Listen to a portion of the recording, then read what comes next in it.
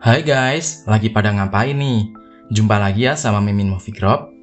Nah, film yang akan kita review kali ini adalah film berjudul Ad Astra. Film ini menceritakan seorang astronot bernama Roy McBeal yang diperankan oleh Brad Pitt. Roy menjelajah ke tepi tata surya untuk menemukan ayahnya yang hilang dan mengungkap misteri hidup planet kita.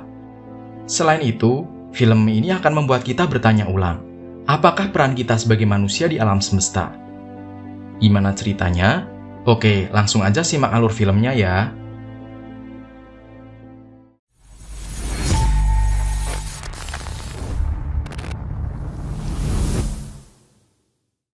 Film ini dibuka dengan sepenggal kalimat. Masa depan yang tidak jauh. Masa penuh harapan dan konflik. Manusia mencari makhluk asing yang cerdas. Dan harapan akan kemajuan menuju bintang-bintang. Film dimulai dengan sang tokoh utama, yaitu Roy, yang sedang melakukan evaluasi kejiwaan sebagai astronot. Roy ditugaskan untuk mengecek malfungsi lengan robot yang terjadi di 93 Echo. Saat Roy akan mengecek lengan robot, tiba-tiba ada pancaran gelombang cahaya aneh, membuat beberapa sistem malfungsi dan meledak seketika. Roy berusaha mematikan tegangan listrik yang ada dengan tujuan biar nggak merembet ke sistem lain. Setelah itu, tidak disangka-sangka, dia melompat ke bawah dan terjun bebas. Untungnya, Roy dapat membuka parasutnya tepat waktu dan selamat.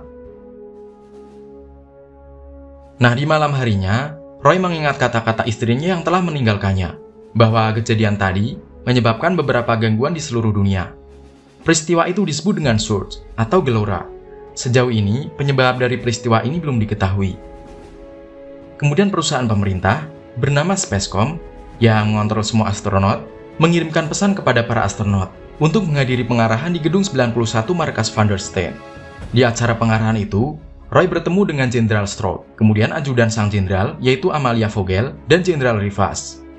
Nah, ternyata Roy sengaja dipanggil untuk diperlihatkan sebuah ledakan kosmis yang terjadi di planet Neptunus. Ternyata, ledakan itulah penyebab dari peristiwa surge tadi. Lalu Jenderal Rivas menanyakan tentang proyek 5. Proyek ini adalah proyek yang sudah dimulai sejak 29 tahun lalu, di mana ayah Roy yang bernama Clifford sebagai komandan utama misi ini.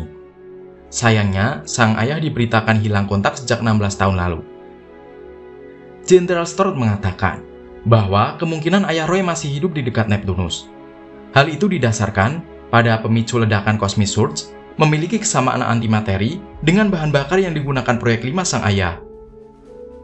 Roy kemudian ditugaskan untuk pergi ke Mars dengan tujuan mengirimkan pesan personil melalui sinyal laser ke proyek 5. Di Mars sendiri, terdapat markas bawah tanah yang tidak terdampak surge, sehingga diperkirakan dapat mengirim pesan sinyal. Ini merupakan sebuah misi rahasia yang harus Roy lakukan untuk menghentikan bencana surge yang terjadi. Pemerintah akhirnya memalsukan berita keberangkatan Roy dengan melaporkan bahwa Roy berangkat ke pangkalan ekstraterestrial di bulan agar tidak terjadi kepanikan di seluruh dunia. Hal ini benar adanya, namun sebenarnya dia hanya akan melakukan transit di bulan. Roy terlihat memutar ulang pesan sang ayah yang mengatakan bahwa proyek 5 adalah proyek yang dilakukan untuk menemukan kehidupan cerdas di luar angkasa. Tidak lama setelah itu, Kolonel Pruitt yang ditugaskan menemani Roy dalam misi kali ini, dia datang. Kolonel Pruitt berusaha memotivasi Roy dengan menceritakan pertemanannya dengan ayah Roy. Dia juga beranggapan bahwa ada sesuatu yang ayah Roy sembunyikan selama ini. Kemudian, Roy mengirimkan pesan kepada istrinya, namun Roy malah menghapusnya dan tidak jadi mengirimkan pesan itu. Setelah disetujui untuk berangkat menjalankan misinya, Roy pergi ke Tycho Base di bulan menggunakan roket bersama Kolonel Pruitt. Di sini terdapat berita bahwa korban akibat peristiwa surge telah mencapai 43.012 orang. Setibanya di bulan, Kolonel Pruitt memberitahu bahwa mereka akan menggunakan roket Speus dengan awak personel dari Spacecom untuk menuju ke Mars. Roy bertanya kapan Kolonel Pruitt mengobrol bersama ayahnya, dan Kolonel Pruitt berkata bahwa dulu dia pernah dituduh berkhianat oleh ayah Roy. Roy kemudian bertemu dengan Willy Lieven. Dia berkata bahwa di luar sana ada kelompok perompak yang sering menyandera dan mencuri rover. Akhirnya, Roy dan kawan-kawan berangkat menuju Mars menggunakan Tamiya bulan. Di tengah perjalanan, mereka bertemu dengan rover tanpa identitas. Di sini terjadi perang antara pasukan militer dengan para perompak bulan. Willy tewas tertembak kepalanya. Roy pun kemudian mengambil alih kemudi dan berusaha lari dan menembaki para perompak. Roy akhirnya dapat melumpuhkan beberapa perompak dan kabur dari mereka. Setibanya di roket Speus, Kolonel Pruitt memutuskan untuk tidak menemani Roy sampai ke Mars, dan Roy harus pergi sendiri. Di dalam roket menuju Mars, ternyata dia ditemani beberapa astronot lain, seperti Franklin, Lorraine, dan Lawrence. Roy memutuskan untuk merahasiakan misinya tersebut dari rekan-rekan barunya. Nah, singkat cerita, mereka akhirnya berangkat. Dalam perjalanan, Roy mendapat voicemail, di mana mereka baru mengetahui bahwa selama ini, Proyek 5 yang dipimpin ayahnya sengaja memutus sinyal dengan Spacecom. Jika Roy gagal dalam menyampaikan pesan, mereka terpaksa akan menghancurkan misi Proyek 5 demi menghentikan bencana Surge. Dari sini kita tahu bahwa ayah Roy adalah orang pertama yang sampai di Jupiter dan Saturnus, hingga akhirnya dia hilang kontak di Neptunus. Kapten roket Speus mendapatkan pesan dari salah satu pesawat yang mengorbit di asteroid Toro, yaitu pesawat Vesta 9 yang meminta bantuan. Akhirnya mereka memutuskan untuk mendarat di Vesta 9. Vesta 9 adalah pesawat biomedis yang menguji beberapa hewan di luar angkasa. Di sini, Roy dan sang kapten yang bertugas untuk masuk ke Vesta 9. Namun anehnya, dalam pesawat ini sangat hening. Padahal, diperkirakan harusnya ada 26 orang. Roy dan Kapten Lawrence lalu berpencar. Namun, kemudian kapten hilang kontak. Sehingga Roy memutuskan untuk mencarinya. Betapa kagetnya Roy saat melihat Lawrence tengah digerogoti hewan primata hasil eksperimen biomedis. Roy lalu berusaha membawa tubuh Lawrence dan mengunci hewan primata tadi. Dia berusaha menambal helm milik Lawrence yang pecah, sehingga dia bisa bernapas lagi. Namun karena khawatir hewan tadi bisa mendobrak, Roy membunuh hewan tersebut. Roy kembali ke roketnya, namun kapten dinyatakan tewas, dan jasadnya dibuang di luar angkasa. Saat menjalani evaluasi kejiwaan lagi, Roy bilang bahwa dia tidak ingin menjadi seperti ayahnya. Singkat cerita, akhirnya roket Speus sampai di Mars. Namun, tiba-tiba Speus mengalami malfungsi selama beberapa detik karena efek Surge. Untungnya, Roy dapat mengambil alih kendali manual dan berhasil mendarat di Ersatz Station. Kemudian dia bertemu dengan Direktur Operasi Ersatz Station yang bernama Helen Lantos.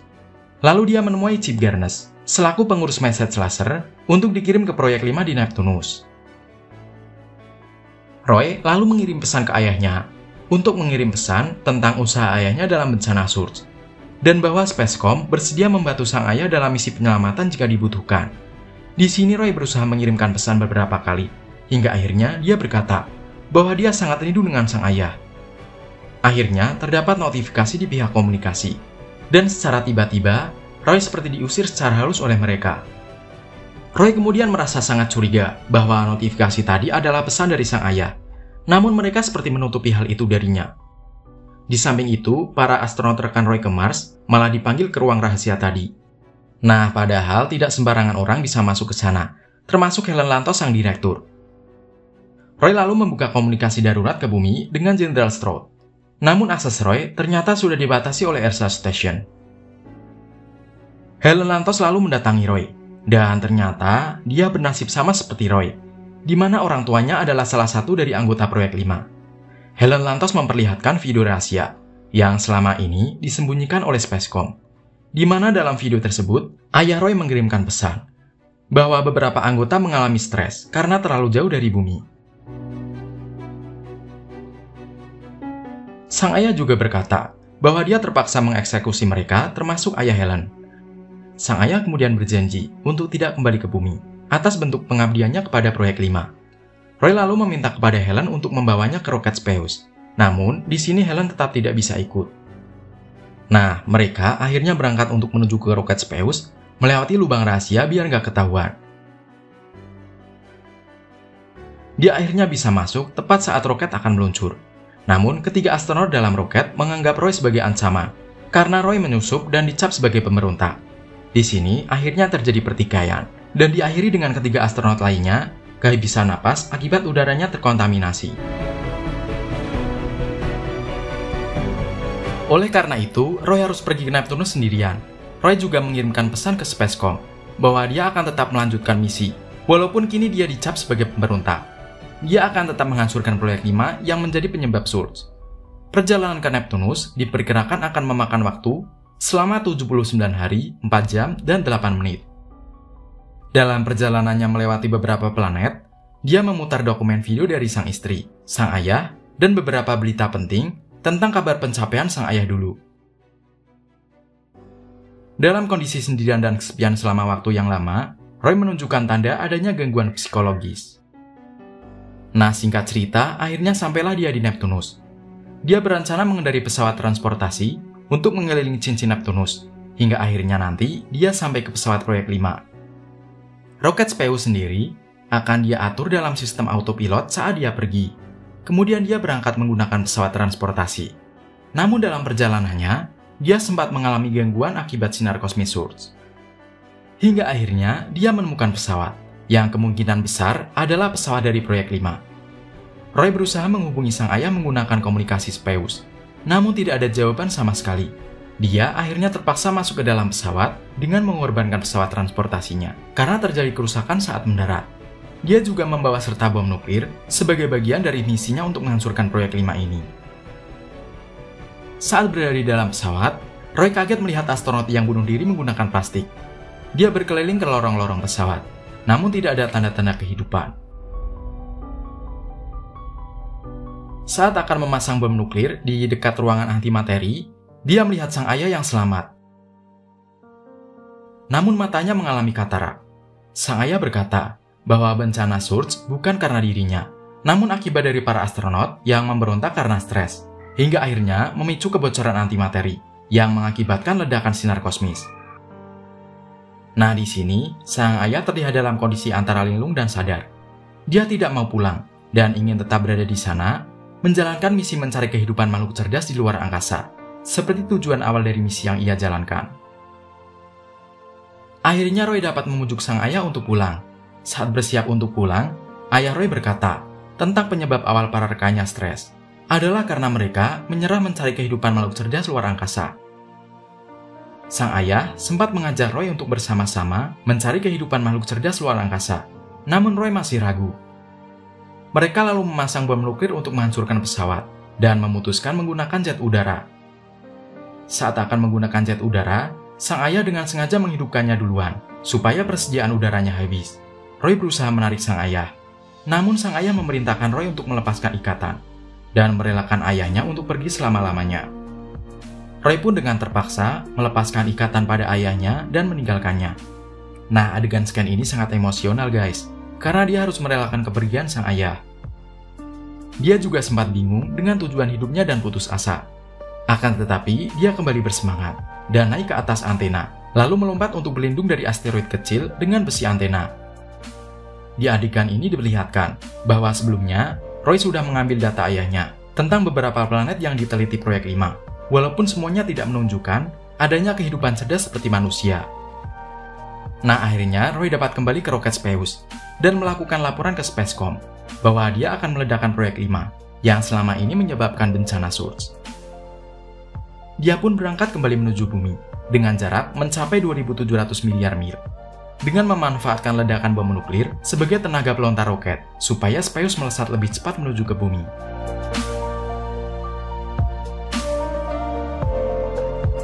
Nah, di sini terdapat time jump guys, yang memperlihatkan bahwa Roy menggunakan pesawat transportasi dan dapat kembali dengan selamat sampai ke bumi.